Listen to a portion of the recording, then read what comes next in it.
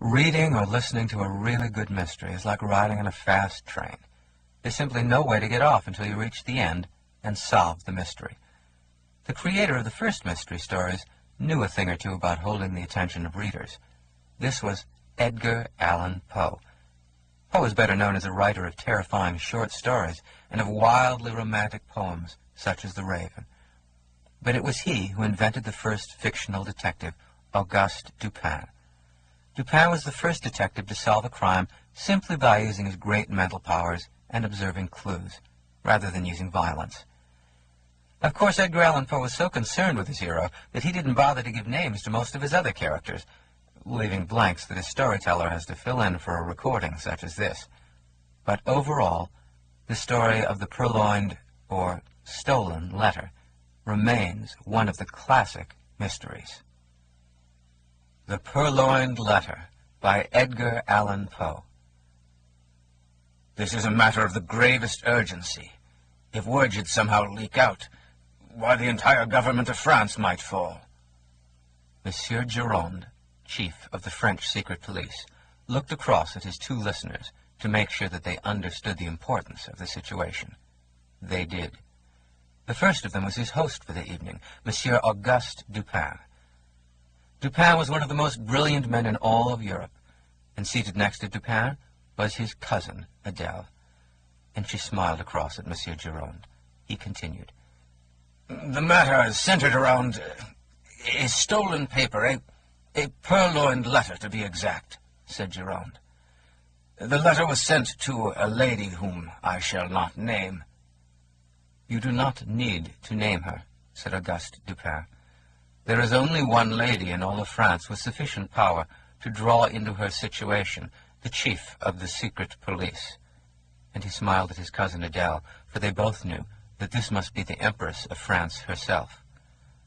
Do go on, monsieur, added cousin Adele. Yes, madame. As I was saying, the lady, for he would not name her, was reading this very private letter in what she thought was the privacy of her rooms. Suddenly, in walked the Minister of Finance, Pierre d'Arcy, followed by several of his assistants. Taken by surprise, the lady had no time to hide the letter in a drawer. The best that she could do was to set it down on her desk, face downward. D'Arcy, who had been the first to enter the room, saw her do this, and he must have read from her expression that she did not wish anyone to know the contents of the letter. Calmly, he approached the desk, carrying a stack of papers he had brought for her to sign. These he set down on the desk immediately next to her letter, and in the course of shuffling his papers, he lifted her letter, put it among his own papers, and replaced it with another unimportant document. Excuse me, interrupted Auguste Dupin. There is no doubt of this? The lady saw him do it, but she could say nothing. It would only have focused the attention of the others in the room upon her stolen letter. Well, you know Pierre d'Arcy. He calmly finished his official business with the lady, smiling at her all the while, and left, knowing he had the letter and that she knew it. And let me guess, said Auguste Dupin. Since that day, Pierre d'Arcy has been blackmailing the lady, and has become quite a bit wealthier. Am I correct? Of course, but it is not merely a matter of money. It is a matter of power also. He has forced her to exert her influence with her husband in such a way that D'Arcy's own power within the government grows every day, throwing the balance of government out completely. The lady has asked me to find the letter and bring it back to her. Cousin Adele said, Won't that be a terribly difficult task, monsieur? After all, a letter might be hidden anywhere. Pierre d'Arcy might even mail the letter himself. No, Adele, said Auguste Dupin. D'Arcy must keep the letter close at hand, so that at any moment he might publish it and ruin the lady's reputation. That is what I thought, of course, said Gironde of the secret police. We know for a fact that D'Arcy does not, however, keep the letter on his own person. On 2 occasions, my men have attacked him, I beg your pardon, madame, and a thorough search has shown no letter upon his own person. Of course, said Auguste Dupin. A man as clever as Pierre Darsay would not carry the letter himself. Well, what other steps have you taken, Gironde? Every day for the last 6 weeks, we have entered his home and his office. We have taken the furniture apart and reassembled it, lifted the rugs, broken into his safe. We even probed the ends of his bedpost with long needles, but we found no letter.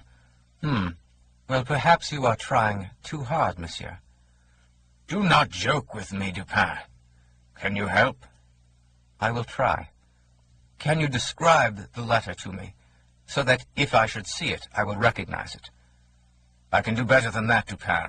Here. And Monsieur Gironde reached into his coat pocket and drew out a single sheet of paper. This sheet is the same size, the same type of paper. Naturally, we have not written the actual contents of the stolen letter upon it. Naturally, said Auguste Dupin. However, we went so far as to duplicate the wax seal that originally closed the first letter. May we see now, monsieur? Asked Cousin Adele. And Gironde passed the paper to her. Well, I will go on in my own way, Gironde, and I suggest you continue your own searches. Of course. We shall meet here when either of us has news. Fine. And he walked Monsieur Gironde to the door. When he returned, his cousin said, But Auguste, how can you possibly succeed where the entire secret police force has failed? Well, cousin, said Auguste Dupin, the secret police have a certain method that they always follow. Give them a crime similar to one they have already solved, and they will solve this new one. However, give them something new and original, such as the matter now before us, they have no idea how even to begin. Well, we shall see. We shall see. And he climbed the stairs, humming to himself. During the next 10 days, Adele saw very little of her cousin Auguste Dupin, and then one night she walked into the parlor of his home to find him sitting reading in a most relaxed manner. But she, who knew him so well, could tell that inside he was very agitated. From time to time he would glance up at the clock. Finally, at precisely 8 p.m., there was a firm knock on the front door. Without looking up from his book, Auguste said, Adele, would you be so kind as to answer that? It will be Monsieur Gironde of the French secret police. A few moments later, the three of them were seated together, and Dupin asked, Have you made any progress, Monsieur Gironde? I regret to say that we have made none, Dupin, and the matter grows more dangerous every day. Darsay pushes the lady further and further in his quest for power. Good, said Auguste Dupin to their surprise. And your own personal situation? Let us just say that the lady is not pleased with our lack of progress on the case. Why, that letter would be worth 50,000 francs to the man or woman who could get it for me. Indeed, said Auguste Dupin. Have you your cheque-book with you? Yes? Would you be so kind, then, as to write out a cheque for that amount? He spoke in such a way that Monsieur Gironde said nothing, but only looked at him. He drew forth from his pocket his cheque-book, wrote a cheque for 50,000 francs, slowly tore it off, and handed it across to Auguste Dupin, who glanced at it.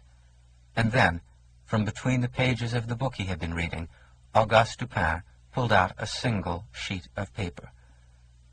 Here is the missing letter. Please be kind enough to return it to the lady, he said. Auguste! Exclaimed Cousin Adele. But Gironde said nothing. He only stood up, took the single sheet of paper, and unfolded it. And then he said, This is the letter. But however did you... It does not matter. What matters is this. Pierre Darsay does not know we have the letter. He believes it is still in his possession. Seeing that Auguste Dupin was not going to give him any more explanation, Monsieur Gironde quickly left with the letter.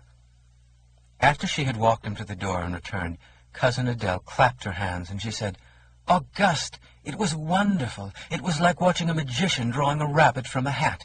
But surely you won't hide from me how you did this thing. Of course not, cousin. We have no secrets between us. I shall be glad to tell you. As you know, Pierre d'Arcy is not my favorite person. He and I have had several encounters in the past, and he has treated me, shall we say, rather shabbily. Nevertheless, I have learned that the man is highly intelligent. I tried to put myself in his place, think myself inside of his own brain, so to speak. Being a member of the government's inner circle, Pierre d'Arcy must surely know the workings of the French secret police and be totally familiar with their methods. He would expect them to look in his innermost hiding places for the stolen letter. He must, therefore, hide it in, shall we say, one of his outermost hiding places. Twice in the last 10 days I have visited d'Arcy at home. The first time, under the guise of looking at the artwork in his home office, I glanced around looking for the letter. I noticed against one wall a letter rack, and in the letter rack, Auguste, interrupted Cousin Adele, surely you are not going to tell me that the missing letter was there? Actually, all that I could see, Adele, was a sheet of paper of the same size and the same color. Under the circumstances, I could not look too closely. However, it did appear possible that this was indeed the Purloined Letter, and that all that he had done was to turn the letter side to the wall, write something else on the other side, and leave that side facing out for anyone walking into the room to see. The more I thought about it, the more I believed that this was the kind of thing Pierre d'Arcy would do. I made an excuse to come back another day, today to be exact. D'Arcy was his usual smooth self, which is to say, positively oily. In the midst of our conversation, we were interrupted suddenly.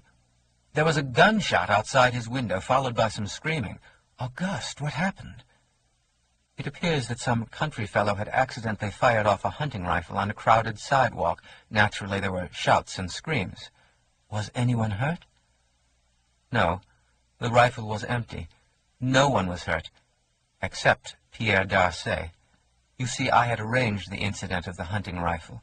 He went to the window, as I had anticipated, to see what was going on, and in those few moments, Adele, I went to the letter rack, removed the page he had there, and replaced it with a copy Monsieur Gironde had given me the other night.